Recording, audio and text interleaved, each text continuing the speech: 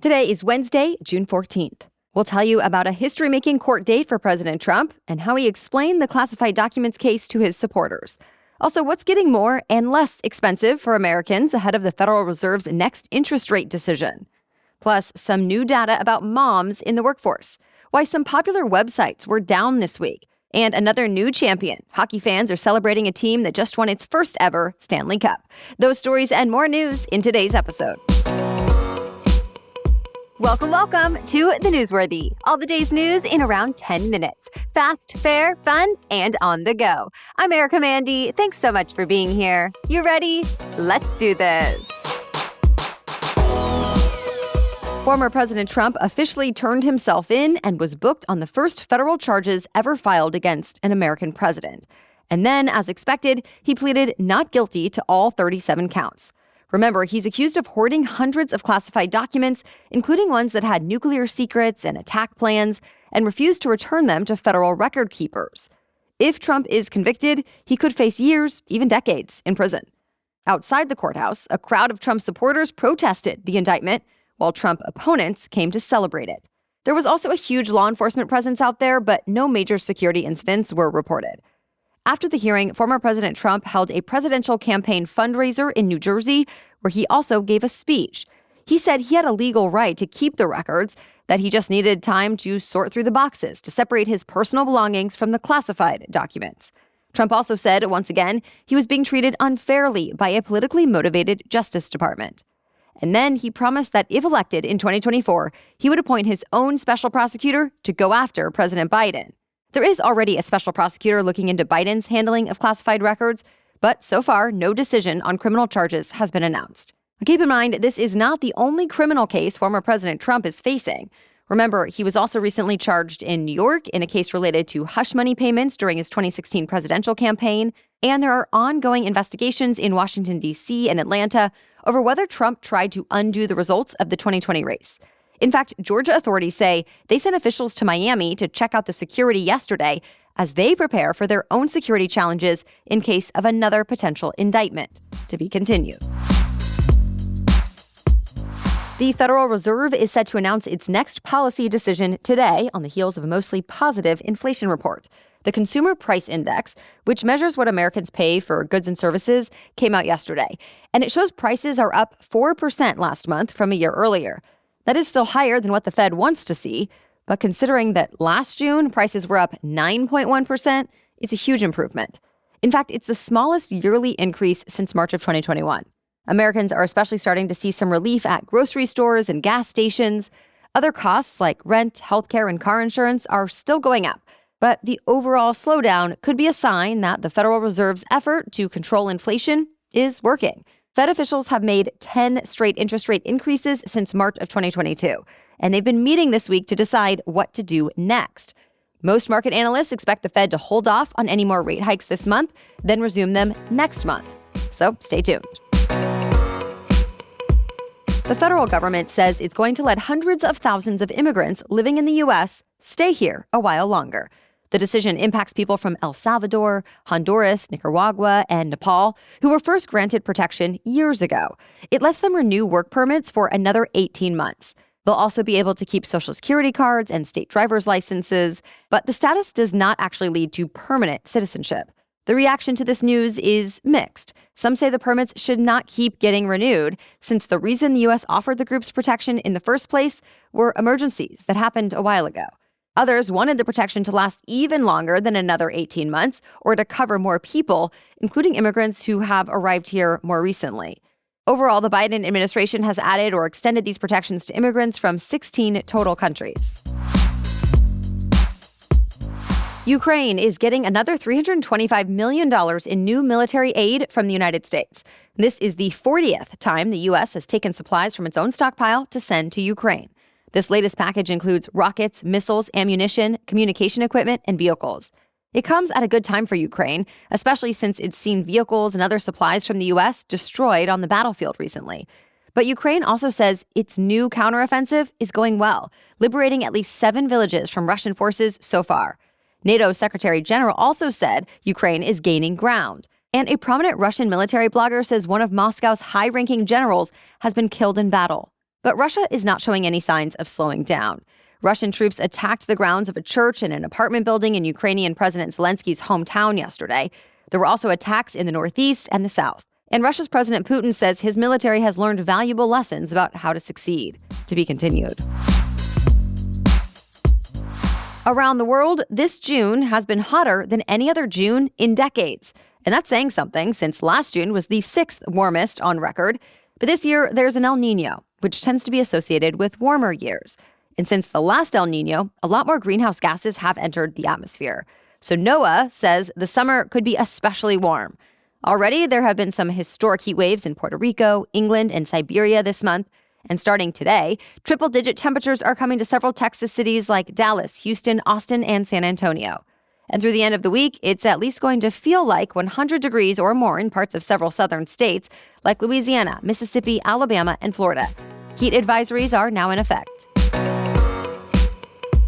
More news is still ahead, but first, a quick break to thank our sponsor.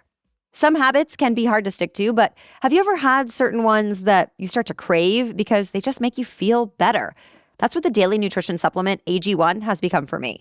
I was looking for something that would help with boosted energy, better gut health, and a way to get a wide variety of nutrients without having to take a million pills. And now I get all of it with AG1. In fact, it now feels like an easy little something that I do just for myself each morning. It's 1 scoop of powder mixed with water, and I was surprised how quickly I noticed that it helps me with improved digestion, morning hydration, and just an overall feeling that I'm ready to start the day. AG1 is made from 75 of the highest quality whole food sourced ingredients from around the world, intentionally curated for their ability to nourish all of the body's systems in harmony. So if you are looking for a simpler, effective investment for your health, try AG1. And listen to this, you can get 5 free AG1 travel packs and a free 1-year supply of vitamin D with your first purchase. Go to drinkag1.com/newsworthy. That's drinkag1.com/newsworthy. Check it out.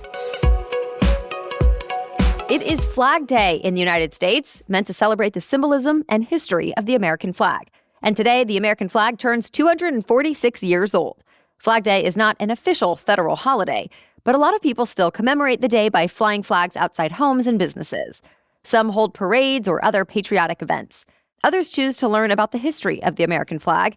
And the Smithsonian is hosting a citizenship ceremony for dozens of children.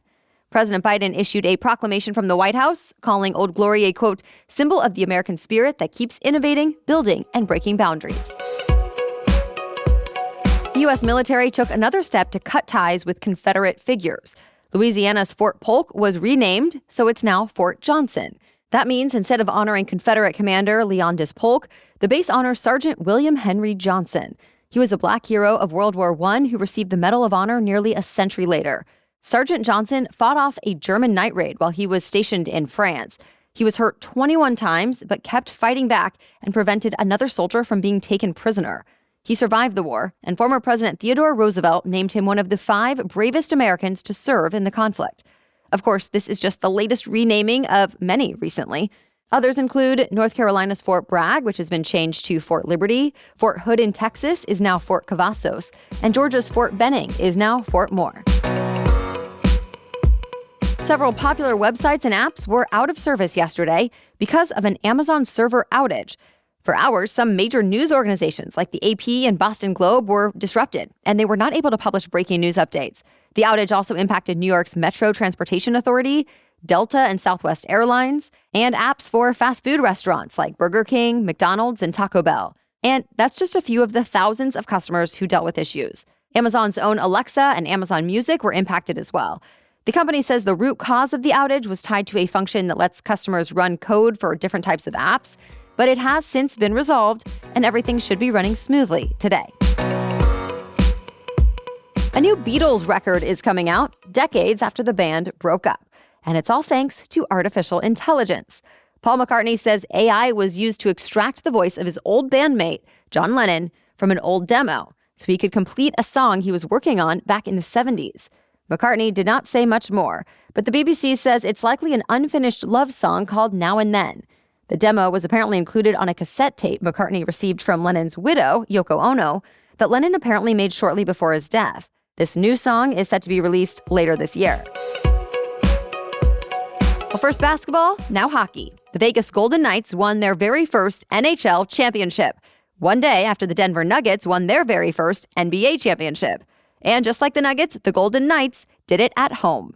There were a couple other similarities too, like they did it in Game 5 and by beating a team from Miami.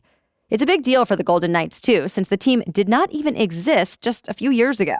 This is just their 6th NHL season. With the big win, huge celebrations broke out all over the famous Las Vegas Strip.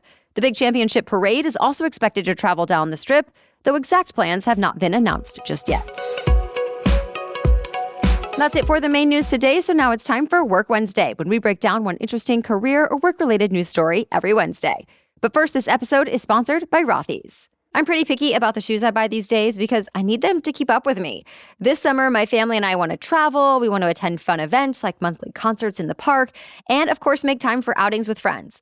So I want shoes that are stylish, I need them to be comfortable, and I'd like them to be versatile too, for all the different things that we'll be doing.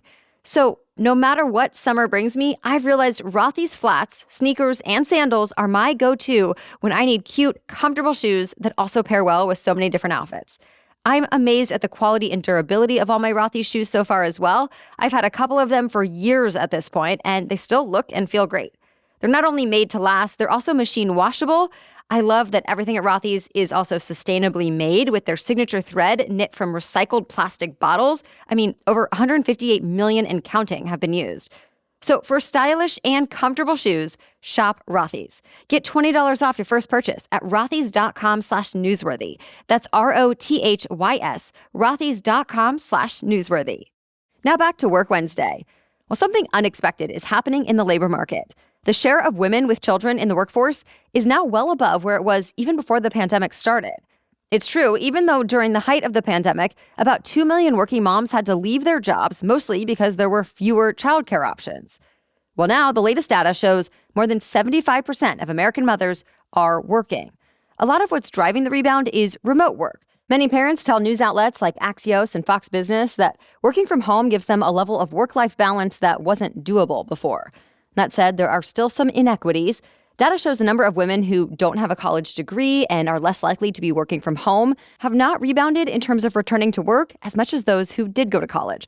And women's participation in the workforce overall is still far lower than where it is for men. Plus, many companies are still looking into changing their remote work policies, which could end up impacting the demographics even more. Well, thank you so much for joining us as part of your daily routine. And a special shout out to our newsworthy insiders, including some new insiders like Dale. Thank you so much for your support. If you are not an insider yet, please do join us. For just $5 a month, you'll get access to ad-free episodes every day and some bonus content where I answer your questions. Plus, you'll help make sure we can keep providing fast, fair, fun news every day. Go to thenewsworthy.com/insider to support the show and start your 7-day free trial. All right, we'll catch you up on more news to know tomorrow. Until then, have a great day.